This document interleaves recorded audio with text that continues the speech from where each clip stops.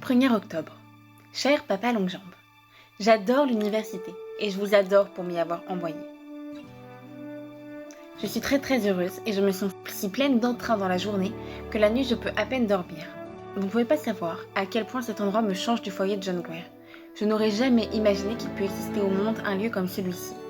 Je plains toute personne qui, n'étant pas une fille, ne peut venir étudier ici et je suis certaine que votre propre université ne pouvait être aussi bien que celle-ci.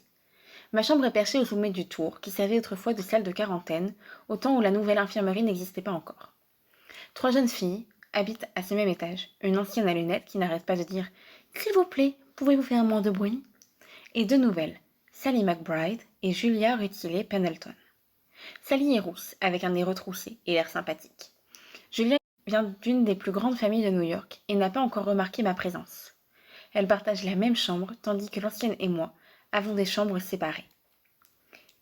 Celles-ci sont assez rares, et d'habitude, on ne les donne pas aux nouvelles.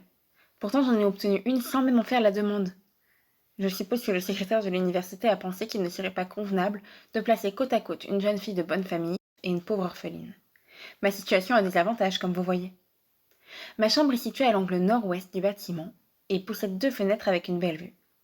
Quand on a passé 18 ans de sa vie dans un dortoir de 20 lits, on trouve la solitude plutôt reposante. C'est la première chance qui m'est donnée de faire plus ample connaissance avec Jerusha Abbott, et je crois bien que je vais l'aimer. Et vous, l'aimez-vous?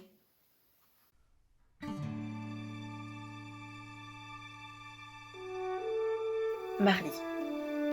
On est en train d'organiser l'équipe de basket des nouvelles, et il y a une petite chance pour que j'en fasse partie. Je ne suis pas très grande, c'est vrai, mais terriblement rapide, nerveuse et résistante. Pendant que les autres sautent en l'air, je me faufile entre leurs jambes et j'attrape le ballon. C'est follement amusant de s'entraîner en plein air, sur un terrain de sport, un après-midi d'automne, quand les arbres sont complètement rouges et jaunes, et que l'air est rempli de l'odeur âcre des feuilles brûlées, au milieu des cris et des rires de ses camarades. Ce sont les filles les plus heureuses que j'ai jamais vues, et je suis bien la plus heureuse de toutes. Je voulais vous écrire une longue lettre pour vous parler de toutes les matières qu'on nous enseigne. Mrs. Lippett dit que vous aimeriez le savoir. Mes 7 heures viennent de sonner, et je suis attendue dans 10 minutes sur le terrain de sport, en tenue de gymnastique. Ne souhaitez-vous pas que je fasse partie de la nouvelle équipe? Fidèlement vôtre, Jerusha Abbott. PS. 9h.